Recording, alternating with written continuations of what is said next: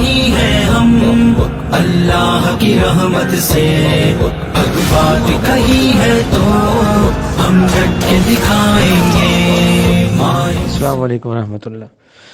اللہ تعالیٰ آپ کو بہت جزائے خیر دے مفتی صاحب۔ لیکن جب بریلویوں پر حرمین شریفین کی طرف سے پابندی لگی تھی، احمد شاہ مندورانی اور احمد رضا خان اور اس طرح کر کے طاہر القادری وغیرہ، تمام امت دیوبند نے خوشی کے شادیانے بجائے تھے، اور انہی حرمین شریفین کے حکمرانوں کو ہم نے اہل حق کہا تھا، اور ان کی اس کوشش کو ہم نے ٹھنڈے دل سے قبول کیا، شرح صدر سے اس کی تائید کی، اور ہم نے یہ کہا کہ جی کہ سنت کی حفاظت، دین کی حفاظت پہلے ہے۔ آج بھی آپ دیکھ سکتے ہیں کہ امت بریلویہ امت دیوبندیہ سے تعداد میں زیادہ ہے۔ اگر ہم اپنے سے دگنی تعداد کے لوگوں کو حرمین شریفین سے محروم کر دیے جانے پر اس لیے خوش ہیں کہ اصل مقصود اللہ اور اس کا رسول کا دین ہے، تو آج ہم سب دیوبندیوں کو کیا ہو گیا؟ مجھے ایک بات یہ بھی سمجھ نہیں آئی، آج سے پہلے جس وقت احمد رضا خان سعودی عرب گیا اور اس نے وہاں پر سازش کی اور وہاں کے علماء کو جھوٹی سچی تحریریں دکھا کر، اور اس نے ان سے تقریضیں لیں، اور جس کی پوری داستان الشہاب الثاقب علی المسترق الکاذب میں مولانا حسین بن مدنی صاحب رحمۃ اللہ علیہ نے بیان کی ہے، اور انہوں نے یہ ذکر کیا ہے کہ احمد رضا خان میرے سامنے دیار ہندوستان میں آیا، دیار سعودیہ میں آیا، حجاز میں، وہاں کے علماء سے ملاقاتیں کیں اور کچھ جھوٹی سچی تحریریں دکھا کر ان سے تقریضیں لینے کی کوشش کی، تو 3 قسم کے علماء سامنے آئے۔ بعض علماء نے یہ کیا کہ انہوں نے بغیر کسی تحقیق کے ان ساری باتوں کی تصدیق کر دی۔ بعض علماء نے کہا کہ بھائی اگر سائل سچ کہہ رہا ہے تو جواب یہ ہے، اور زیادہ محتاط علماء نے یہ کیا، انہوں نے سرے سے لکھا ہی کچھ نہیں، انہوں نے کہا جب تک ہمیں تحقیق احوال نہ ہو جائے، یوں ایک اجنبی کو ہم ایک ایسی تحریر پر کچھ لکھ کر دینے کے لیے تیار نہیں۔ تو بہرحال جنہوں نے بغیر سوچے سمجھے لکھ دیا، اور جنہوں نے اس طرز پر لکھ دیا کہ جی دروغ راوی برگردن راوی، تو احمد رضا خان نے ہندوستان میں آ کر حسام الحرمین علی منہر الکفر والمین کے نام پہ یہ علماء حرمین شریفین کی تائیدات سے اس کتاب کو شائع کر کے دیوبندیت کے خلاف تکفیری فتوے شائع کیے۔ اس کے جواب میں حضرت مدنی نے الشہاب الثاقب میں ساری تفصیل درج کر دی، لیکن حرمین شریفین کی فضاؤں میں ایک بات چل پڑی۔ بالآخر وہاں کے جو محتاط علماء تھے انہوں نے احمد رضا خان کے آنے پر اور اس کے یہ سوال نامہ دکھانے پر یہ سوال اٹھائے کہ ہم پر لازم ہے کہ ہم اس بات کی تحقیق کریں کہ آیا واقعی ان حضرات کے یہ عقائد ہیں یا نہیں ہیں۔ تو بڑی مشہور بات ہے کہ وہاں سے ایک سوال نامہ دارالعلوم دیوبند پہنچا، تو اس سوال نامے کو دیکھ کر ہمارے اکابر نے آج کے دیوبندی مولویوں کی طرح شور نہیں مچایا کہ جی یہ کیا ہو گیا، یہ کیا ہو گیا، ہم مر گئے، ہمارا نقصان ہو گیا، امت ہلاک ہو گئی وغیرہ وغیرہ۔ ان سب نے بڑی سنجیدگی سے بیٹھ کر ان سوالات کا جائزہ لیا اور ان سوالات کے محققانہ جواب دیے کہ جی آپ حضرات کی طرف سے ہمارے بارے میں جو کچھ پوچھا گیا ہے اس کا صحیح جواب یہ ہے۔ تو کیا ہو، پھر اس کو ہم نے کیا نام دیا؟ المحند علی المفند۔ اب مجھے آپ یہ بتائیں آج کے دیوبندیوں کو کیا ہو گیا اگر حرمین شریفین والوں نے 2 یا 3 جو فرد جرم عائد کی ہیں تبلیغی جماعت پر، اور ان فرد جرم کو عائد کر کے اس جماعت پر پابندی لگائی ہے، تو آج ہم یہ واویلا کیوں کر رہے ہیں، آسمان سر پہ کیوں اٹھا رہے ہیں، چیخ چلا کیوں رہے ہیں، شور شرابہ کیوں کر رہے ہیں؟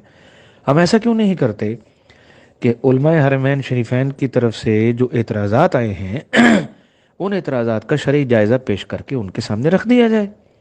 تو جیسے آج سے پہلے علماء دیوبند سرخرو ہوئے المحند لکھ کر، تو آج کے یہ سارے یہ اسد مدنی، فلاں مدنی، اور یہ مولوی فضل الرحمان اور یہ سارے دیوبندی یہ جمع کیوں نہیں ہو جاتے کہ انہوں نے 3 الزام لگائے ہیں؟ ایک تو یہ بدعات کرتے ہیں، تو ثابت کریں نا کہ تبلیغی جماعت بدعات نہیں کرتی۔ دوسرا انہوں نے الزام یہ لگایا ہے کہ یہ شریعت کی من چاہی تفسیر کرتے ہیں، تو ثابت کریں نا یہ کہ جی اپنی طرف سے کوئی باتیں گھڑ گھڑ کے بیان نہیں کرتے، یہ جہاد کی بھی صحیح تفسیر کرتے ہیں، دین کی بھی صحیح کرتے ہیں، عبادات بھی صحیح بیان کرتے ہیں، یہ معاملات کی بھی صحیح تفسیر بیان کرتے ہیں، یہ شریعت کی بالکل صحیح تفسیر بیان کرتے ہیں، یہ سیرت کو مسخ نہیں کرتے، یہ صحابہ کرام کی سیرت کو مسخ نہیں کرتے۔ آپ ایسا کیوں نہیں کرتے؟ ہم ایک دوسرے کو شیطان کا اللہ کار بنانے کی بجائے محققانہ رستہ کیوں نہیں اختیار کرتے؟ آج کے علماء دیوبند کو ایسی کون سی موت پڑی ہوئی ہے؟ آپ اپنے علماء دیوبند کو ہی دیکھ لیں، ہر ایک کے دو بیان ہیں۔ مفتی زربری مرحوم اللہ جنت میں جگہ دے، کبھی وہ ان کو زندیق کہتے تھے، کبھی وہ ان کو جناب اس زمان کا سب سے بڑا جگ سدھار کہتے تھے۔ مولوی سلیم اللہ خان مرحوم اللہ جنت میں جگہ دے اور درجات بلند کرے، کبھی وہ ان کو گمراہ کہتے تھے اور خطوط کے پشتارے لے کے رائبن پہنچ جایا کرتے تھے کہ ساری دنیا ہم سے پوچھ رہی ہے، تم قرآن کی مخالفت کرتے ہو، جہاد میں تحریفیں کرتے ہو، ہم دنیا کو کیا جواب دیں؟ آپ بتائیں آپ نے یہ سب کچھ کیوں چھوڑنا ہے؟ اور کبھی جناب وہ کہتے ہیں ان سے بڑی جماعت کوئی نہیں۔ الوفاق میں ان کے 2 مضمون 1 مہینے کے فرق سے چھپ چکے ہیں، اور جناب ایک مضمون میں لکھتے ہیں یہ 7 بر اعظم میں سب سے بگڑی ہوئی جماعت ہے، دوسرے مہینے لکھتے ہیں یہ سب سے سدھری ہوئی جماعت ہے۔ تقی عثمانی صاحب کو ہی دیکھ لیں، درس ترمذی اور ان کے وہ دروس ترمذی پتہ نہیں کون سی کتاب ہے، اس کے اندر ایک ہی لائن میں لکھتے ہیں یہ محرف قرآن ہے، اگلے ہی جملے میں لکھتے ہیں ان سے خیر کی بڑی امیدیں ہیں۔ سب سے پہلے تو ہمیں یہ متعین کریں کہ خود ہمارے علماء دیوبند کے اس تبلیغی جماعت کے بارے میں 2 آراء کیوں ہیں؟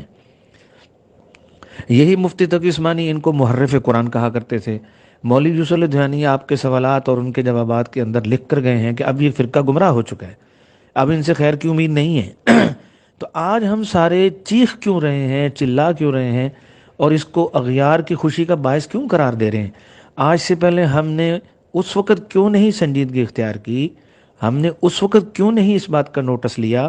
ہم نے انہیں اپنے جماعت سمجھ کر کیوں چھوڑے رکھا؟ ہم نے ان کی لگامیں کیوں بے لگام کر دیں کہ جو مرضی یہ ممبروں پر بیٹھ کے بکتے رہیں، جو مرضی جہاد کے بارے میں بکواس کرتے رہیں، قرآن کے بارے میں بکواس کرتے رہیں؟ میں نے اپنے کانوں سے سنا ہے، مولوی احسان صاحب کہا کرتے تھے کہ درس قرآن تبلیغی جماعت اس لیے نہیں دیتی کہ قرآن سے توڑ پیدا ہوتا ہے۔ میں نے تو خود سنا، اللہ جانے ہزاروں لوگوں کو اور کیا کہتے ہوں گے۔ ایک دنیا ہے جو تبلیغی جماعت سے پوچھتی ہے کہ جی جماعت والے درس قرآن نہیں دیتے، تو تبلیغ کے علماء یہ جواب دیتے ہیں جی قرآن میں بعض اختلافی مضامین ہیں۔ تو بتائیے قرآن اختلافات کا مجموعہ ہے؟ کیا قرآن کے اندر امت کو توڑنے کے مضامین بھی ہیں؟ کیا قرآن جوڑنے آیا تھا کہ توڑنے آیا تھا؟ تو ان جیسی باتوں کا یہ دندنا کے بیان کرتے رہے، ساری دنیا سنتی رہی۔ کل تک اسی مولوی صاحب کے خلاف دیوبند سے فتوی بازی ہوتی رہی ہے کہ تم فلاں نبی کی گستاخی کر گئے ہو، فلاں پیغمبر کی شان میں بکواس کر گئے ہو، تم نے قرآن کی فلاں آیت کی غلط تفسیر بیان کی ہے۔ اب اگر یہ باتیں اٹھتی آج بہت زیادہ ہو گئی ہیں، اور وہاں کے علماء نے جو اس معاملے میں ذرا مزاج کی شدت پسند ہیں، انہوں نے ان پہ پابندی لگا دی، تو رونے کی کون سی بات ہے؟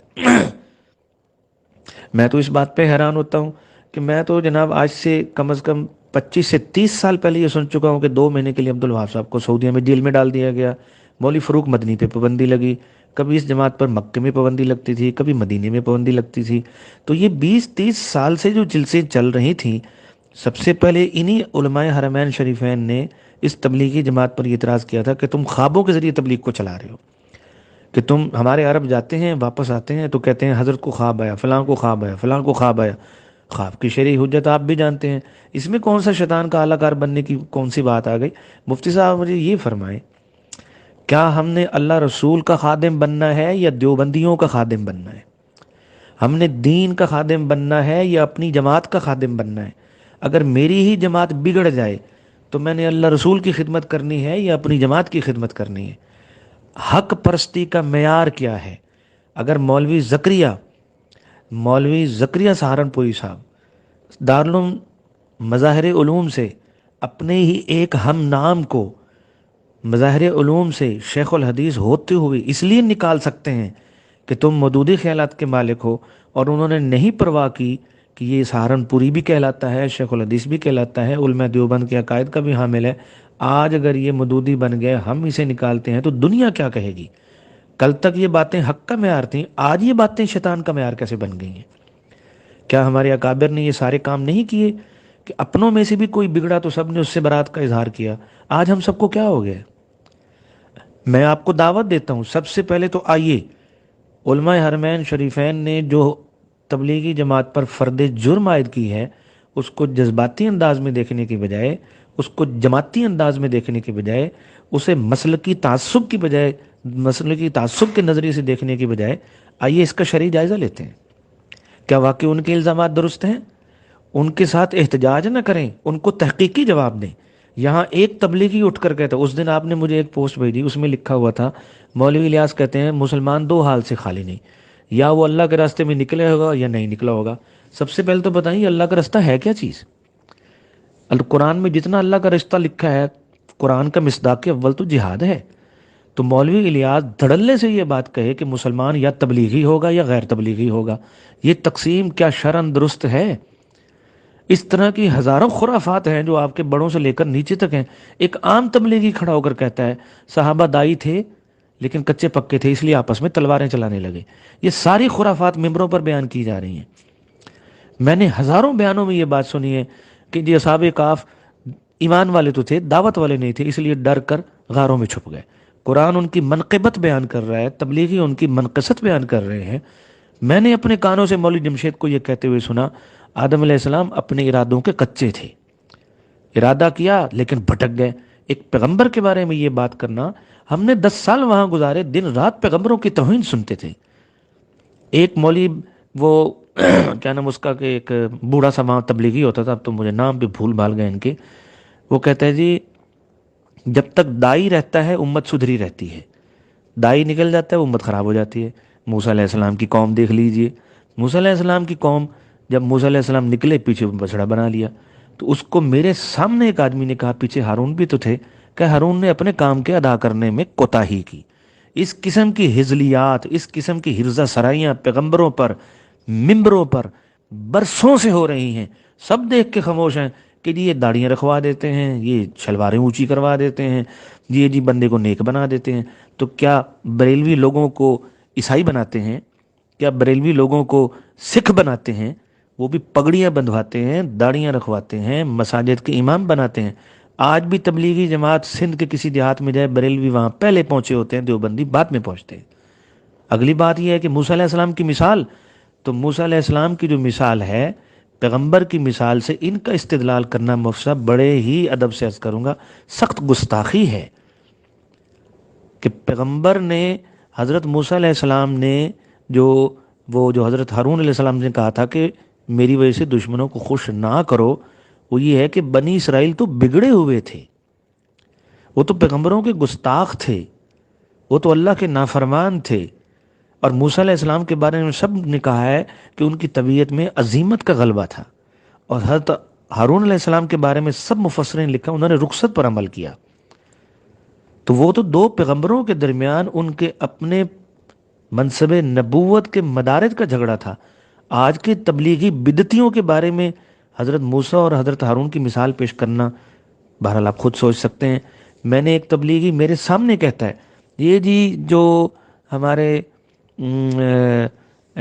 نظام الدین میں لڑائی ہو رہی ہے، یہ بالکل ایسے ہے جیسے صحابہ آپس میں لڑتے تھے، تو صحابہ میں بھی لڑائی ہو رہی ہے۔ میں نے کہا زبان بند کرو، رافضی زندہ ہیں ابھی صحابہ کے اوپر تبرہ کرنے کے لیے، یہ غلیظ زبانوں کو لگام دو۔ تم صحابہ کو بیٹھ کے تبرہ کرتے ہو، آج کے 14ویں صدی کے نفس کے مارے ہوئے شیطان کے پجاریوں کو تم صحابہ کرام کے جھگڑوں سے تشبیہ دے رہے ہو، اور ان کو کہہ رہے ہو جیسے وہ جھگڑے تھے ویسے یہ جھگڑے ہیں۔ اب دو ہی باتیں ہیں، اگر صحابہ کے جھگڑے ان کے جھگڑوں کی طرح تھے تو یہ ان کے جھگڑے اس قابل ہیں کہ جن کو کہا جائے کہ اس میں نفس کا دخل نہیں ہے؟ سارا جھگڑا یہ ہے کہ نظام الدین میرا ہے کہ تیرا ہے۔ تو کیا صحابہ کرام مقام، مرتبہ، منصب کے لیے لڑا کرتے تھے؟ آج کھلے بندے صحابہ کرام پر کھلم کھلا تبرے ہو رہے ہیں۔ طارق جمیل جہاں بیٹھتا ہے صحابہ کرام پر تبرے کرتا ہے، عبد الوہاب جب بیٹھتا تھا صحابہ کرام پر تبرے کرتا تھا۔ میں نے اپنے کانوں سے ہر ایک بزرگ کو یہ کہتے سنا ہے یہ محنت ہے، اس محنت کو کرتے کرتے نبی والی صفتیں پیدا ہوں گی۔ تو کیا آپ نبی بننے کے لیے چکر میں پھر رہے ہیں سارے؟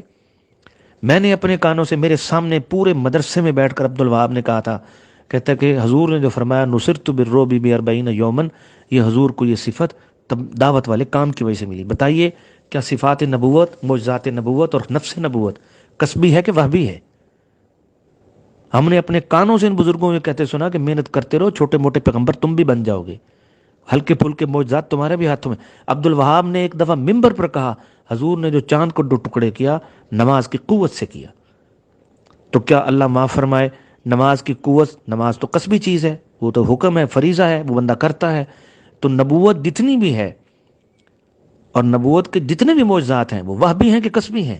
پھر پیغمبروں نے جو سب سے زیادہ اللہ کی عبادت کرنے والے تھے، جو سب سے زیادہ خدا کی نمازیں پڑھنے والے تھے، جب قوموں نے ان سے معجزے مانگے تو باقی پیغمبروں نے کیوں کہہ دیا، اور حضور نے بھی کتنے مواقع پر کیوں کیا، میں تو اللہ کا پیغام پہنچاتا ہوں، یہ معجزے ظاہر کرنا اللہ کی مشیت پر موقوف ہے۔ اور عبد الوہاب کہتا ہے حضور نے جو بھی معجزے ظاہر کیے نمازوں کی قوت سے ظاہر کی، گویا کہ ہمیں لالچ دے رہا ہے کہ تم تبلیغی بنتے رہو، محنت کرتے رہو، تمہاری نمازوں سے تمہیں چھوٹے موٹے معجزات تمہیں بھی مل جائیں گے۔ کون سا عقیدہ ہے ان کا جو اہل سنت والجماعت کے حق میں ہے، جو ان کے موافق و مطابق ہے؟ تو مولوی صاحب جذباتی نہ ہو جائیے، اپنی اس جماعت اور جمعیت کو ڈوبتے دیکھ کر گھبرائیے نہیں، اسلام کی کشتی میں بیٹھیے، افراد کی کشتی میں مت بیٹھیے، رسول اللہ کے دین کی کشتی میں بیٹھیے، لوگوں اور جماعتوں اور فرقوں کی کشتی میں مت بیٹھیے۔ ہمت ہے اگر کسی میں، اٹھے، علماء حرمین شریفین کا سنجیدہ جواب دے اور ان کو ثابت کرے کہ تبلیغی جماعت کسی بھی بدعتی عقیدے کی مالک نہیں ہے۔ یہ اس کو نبی والا کام کہتے ہیں، نبی چلے لگاتے تھے، نبی سروزے لگاتے تھے۔ صاف یہ کہنا کہ مغبرت قدم عبدن، اپنے خروج پر جہاد فی سبیل اللہ کی احادیث کو منطبق کرنا، یہ شکایت کوئی آج کی ہے؟ لوگوں نے پوری پوری کتابیں لکھ ماری کہ بھائی جہاد کے فضائل کو اپنی اس لوفر قسم کی مٹر گشتی پہ کس لیے ثابت کر رہے ہو؟ تم یہاں سے نکلتے ہو، اگلی مسجد میں جا کے کھا پی کے سو جاتے ہو، صرف لوگوں سے مل کے نماز ہی پڑھاتے ہو نا، اور کیا کرتے ہو؟ البلاغ نمبر میں مفتی ڈاکٹر عبدالحی عارفی کے مفتی شفیع صاحب کی وفات پر واقعہ نمبر 3 میں لکھا ہے کہ جب مولوی الیاس نے مولوی تھانوی صاحب سے کہا کہ محمد شفیع کو جو تھانہ بھون آیا ہوا ہے اس کو میرے ساتھ جماعت میں جانے دیجئے، تو مولوی الیاس صاحب نے، مولوی اشرف علی صاحب نے مولوی الیاس صاحب کو کہا تھا تم صرف لوگوں کو نماز کی دعوت دیتے ہو، لیکن جو شفیع کام کر رہا ہے یہ کوئی نہیں کر سکتا، اس لیے کسی اور کو جا کر لو۔ ہمارے اکابر صاف یہ لکھ کر گئے ہیں کہ تم لوگ صرف لوگوں کو نماز کی دعوت دیتے ہو۔ اب یہ اس نماز کی دعوت دینے کا نام نبیوں والا کام کیسے ہو گیا؟ سارے فضائل وہی ہیں جی جن اب مکی مدنی دور کی تقسیم یہ کہاں سے ثابت ہے؟ اب مکی دور ہے، مدنی دور ہے، یہ کہاں سے ثابت ہے؟ جہاد تب کریں گے جب ایمان بنے گا، یہ کہاں سے ثابت ہے؟ مفتی صاحب آپ ذرا جذبات سے ہٹ کر خالص اللہ رسول کے سامنے جواب دہی کے خوف سے سوچئے، کیا ہم دین کی خدمت کر رہے ہیں یا اپنے مسلک اور اپنی جماعت کی خدمت کر رہے ہیں؟ ہم دیوبندیوں کی خدمت کر رہے ہیں کہ دین کی خدمت کر رہے ہیں؟ ہمارے سامنے ہماری کوکھ سے جنم ملنے والے یہ لوگ دین کا حلیہ بگاڑ رہے ہیں۔ یہاں آج کہا جاتا ہے دعوت کا کام نہ ہوتا دنیا ہدایت سے محروم ہو چکی تھی۔ کب کہا جا رہا ہے؟ جب شیخ الہند جیسے لوگ زندہ تھے، جب کفایت اللہ دہلوی جیسے لوگ زندہ تھے، تھانوی صاحب جیسے لوگ زندہ تھے، کیا ان کے زمانے میں بھی ہدایت اندھیروں میں بدل گئی تھی؟ اتنی بڑی بڑی اور بھاری بھرکم باتیں میں کہتا ہوں ان کو بھی چھوڑیے، نہ تبلیغ سے پہلے دنیا گمراہی کے اندھیروں میں گم ہو چکی تھی؟ ایک ایک تبلیغی یہ بات کہتا ہے، یہی باتیں سن سن کے انہوں نے کہا یہ بتی لوگ ہیں، ان کی عقیدے قرآن اور اسلام کے خلاف ہیں۔ اس لیے مولوی صاحب جذباتی بیانات دینے کی بجائے اٹھیے، علماء دیوبند کو اکٹھا کیجیے، ان سے کہیے جی پہلے تو تبلیغی جماعت کا جائزہ لیجیے، کیا یہ کوئی خلاف شرع بات تو نہیں کرتے؟ کیا یہ کوئی خلاف سنت بات تو نہیں کرتے؟ اگر کرتے ہیں تو اس شکایت کا ازالہ کیا جائے۔ یہی مفتی تقی عثمانی صاحب پورا خط لکھ کے، پوری داستان لکھ کے 1423 ہجری اور 13 ہجری کی لکھ کے جناب ان کے دراز میں آج بھی پڑی ہوئی ہے کہ میں ان کے پاس گیا، میں نے اپنی آنکھوں سے 20 علماء کو آتے دیکھا، وہ آ کر کہتے تھے بھائی ہمیں تم لوگوں سے یہ شکایت ہے، یہ شکایت ہے، یہ شکایت ہے، اس کا ازالہ کیجئے، یا ہمیں سمجھائیے یا خود سمجھیے۔ لیکن میں نے پورے 10 برس ان بزرگوں کو دیکھا، کسی عالم کی بات پہ کان نہیں دھرنا، کسی کی بات پہ توجہ، کیوں؟ ڈنگر قسم کے جاہل عوام ان کے پیچھے لگ گئے۔ عوام کے مجمع کی کثرت دیکھ کر ان کے غرور، ان کے دماغوں کا خنس آسمان پہ لگا ہوا ہے، کسی عالم کی یہ بات کو نہیں سنتے۔ میں مولوی عیسیٰ گورمانی میرے سامنے بیٹھ کر انہوں نے کہا کہ پونا گھنٹہ میں مولوی احسان سے کہتا رہا یہ اشکال ہے، یہ اشکال ہے، یہ اشکال ہے، یہ اشکال ہے، آپ لوگ ہمیں بتائیے آپ ایسا کیوں کر رہے ہیں؟ تو آگے سے کہتے ہیں مولوی احسان سن کے چپ کر کے خاموشی سے اٹھ کے چلا گیا۔ کوئی ایک مسئلہ ہے، کم از کم نصف صدی سے زائد عرصے سے علماء کرام اس تبلیغی جماعت کے ہر دور کے بڑوں سے مل رہے ہیں کہ بھائی ہمیں بتائیے آپ یہ کیا کر رہے ہیں، ہمیں اس کا کوئی شرعی جواز پیش کیجیے۔ یہ کسی کی بات ہی نہیں سنتے، کیوں؟ اور جی کام چل پڑا ہے، کیا چل پڑا ہے جی؟ اب ڈنگر قسم کے عوام جال العوام کا نام لوگ ہمارے پیچھے لگ گئے ہیں۔ اب مالدار لوگ ہمارے پیچھے لگے ہیں، اب پانی کی طرح پیسہ ہم پر لٹایا جا رہا ہے، ہم دنیا جہان کے اندر ویزے مل رہے ہیں، یہ نشہ ہی اترنے کا نام نہیں لے رہا ان کا۔ یہ مولوی صاحب کے بارے میں انڈیا کے ایک دیوبند کے عالم کہتے ہیں ہم 20 برس سے سمجھا رہے ہیں اسے، سبحان اللہ، یعنی 20 سال سے اگر وہ گمراہی نہیں چھوڑ رہا تو یہ دیوبند کے اہل حق چپ کر کے پھر رہے ہیں کہ جی ہم 20 برس سے سمجھا رہے ہیں۔ بالآخر جب دیکھا پانی سر سے اتر گیا تو ہم نے ان سے بات کی۔ مولوی سعید پالن پوری ابھی اسی سال فوت ہوا ہے، اس کی تقریر کا تو عنوان ہی ہوتا تھا، مولوی احمد الرحمان قاسمی ہے، وہ کھپ کھپ کے مر گیا کہ تم لوگوں نے کب یہ باتیں چھوڑنی ہے۔ تو بجائے اس کے کہ اس کو اپنی جماعت کے طور پر اس کا دفاع کیجئے، آپ سنت کا دفاع کیجئے، دین کا دفاع کیجئے، حق مذہب کا دفاع کیجئے، اہل سنت والجماعت کے عقائد کا دفاع کیجئے، مذہب اہل حق کا دفاع کیجئے، حنفیت کا دفاع کیجئے اور سچی دیوبندیت کا دفاع کیجئے، نہ کہ یہ کہ جو ہمارے دیوبندیوں کے نام پر دنیا میں چلو مشہور ہو گئے، آج ان کا نام چلتا ہے، سکہ چلتا ہے، لوگ ان کے پیچھے بھاگتے ہیں، تو کیا ہم اب ان کی چمک اور چکا چوند کے پیچھے لگ جائیں کہ جی آج اگر ہم بولیں گے تو یہ تو بڑے چمکتے ستارے ہیں، دنیا ان کے پیچھے ہے، مالدار ان کے ساتھ ہیں، انڈسٹری ان کے ساتھ ہو گئی، دنیا ان کے ساتھ ہو گئی؟ تو آج مجھے بتائیے کیا 7 بر اعظم میں قادیانیوں کے ساتھ دنیا بھر کی حکومتیں نہیں ہیں؟ آج اسرائیل میں ان کے مرکز کھل گئے ہیں، لد میں ان کا مرکز ہے، تل ابیب میں ان کا مرکز ہے۔ ان سے پوچھا جاتا ہے کہ اسرائیل میں جہاں پر عیسائیوں کو تبلیغ کرنے کی اجازت نہیں ہے، تمہارے مراکز وہاں کیوں بنے؟ تمہارے دیوبندی، تم تبلیغیوں کے ان یہودیوں کے ساتھ کون سی ذہنی ہم آہنگی ہے کہ اسرائیل کی سرزمین میں یا قادیانیوں کے مرکز ہیں یا تبلیغیوں کے مرکز ہیں؟ کب تک ان حقائق سے آنکھیں چرا کر پھریں گے آپ مفتی صاحب؟ آپ ان حقائق سے کب تک آنکھیں چرا کر پھریں گے؟ اس لیے مفتی صاحب میری گزارش یہ ہے، اس مسئلے کو جذباتی رنگ میں نہ لیجئے، تحقیقی رنگ میں لیجئے۔ آئیے پوچھئے، میں ان رائیونیوں سے ہزاروں سے پوچھ چکا ہوں، مجھے بتائیے اللہ نے فرمایا وَلَن تَرْضَ عَنْكَ الْيَهُودُ وَلَا النَّصَارَى حَتَّى تَتَّبِعَ مِلَّتَهُمْ۔ یہی یہودی اتحادی افواج بنا کر ہزاروں میل دور کروڑوں ڈالر خرچ کر کے مسلمانوں کے قتل عام کے لیے یہاں آتے ہیں، یورپ سے چلتے ہیں، ایشیا آتے ہیں، تم نے ان کے دل میں بیٹھ کر مرکز کھول لیے، وہ تمہیں بجلی بھی دے رہے ہیں، پانی بھی دے رہے ہیں، سہولتیں بھی دے رہے ہیں، تمہاری اور ان میں ایسی ذہنی ہم آہنگی کیا ہے؟ تمہارے اور باقی امت کے اسلام میں کون سا فرق ہے کہ باقی اسلام کو چلنے کے لیے انہوں نے خزانوں کے منہ کھول دیے ہیں، اربوں خربوں ڈالر لٹا دیے ہیں کہ اس اسلام کو مٹانا ہے؟ تمہارے پاس کون سا اسلام ہے کہ انہوں نے اپنی گود میں جگہ دے دی، اپنی چھت کے نیچے چھاؤں دے دی، اپنے گھر میں جگہ دے دی، اپنی زمین کے ٹکڑے نے دے دیے؟ کیسے دے دیے؟ سلطان عبد الحمید پاشا دنیا کے اندر علامت بن کر گیا، یہودی ڈیوک خاندان، رچرڈ خاندان، یہ لوگ آیا کرتے تھے، ہمیں فلسطین میں ایک چپا زمین دے دو، وہ کہتا تھا مر جاؤں گا، تباہ ہو جاؤں گا، تم یہودیوں کو ایک چپا زمین نہیں دوں گا۔ مجھے بتائیے ہمارے وہ اکابر، یہ سلطنت عثمانیہ، اس کو کیوں تباہ کیا گیا؟ کہ اسرائیل بنانا چاہتے تھے یہودی، وہ یہودی جنہوں نے اسرائیل میں جگہ لینے کے لیے ہماری خلافت تباہ کر دی، آج وہ یہودی تبلیغیوں کو وہاں بیٹھ کے مراکز کی جگہ دے رہے ہیں۔ راز کیا ہے بیچ میں؟ چکر کیا ہے بیچ میں؟ تبلیغی ایسا کون سا کام کر رہے ہیں کہ یہودی ان پر نچھاور ہیں؟ مفتی صاحب کس دنیا میں رہتے ہیں آپ؟ کب تک یہ دیوبندی بن کر زندہ رہیں گے آپ؟ اسلام کا سوچئے، دین کا سوچئے کہ یہ کر کیا رہے ہیں اور پوری دنیا کو بنا کیا رہے ہیں۔ میری آپ سے انتہائی برادرانہ گزارش ہے کہ اس مسئلے کو جذباتی رنگ کی بجائے علمی رنگ سے دیکھیے، واقعاتی شواہد کے رنگ میں دیکھیے، تحقیقی رنگ میں دیکھیے، اور اگر واقعی ہم اس واقعے پر رنجیدہ ہیں اور اگر واقعی ہمیں دکھ ہے کہ تبلیغی جماعت کے ساتھ یہ کیا ہو گیا، تو آئیے اس واقعے کے مضمرات کا جائزہ لیتے ہیں۔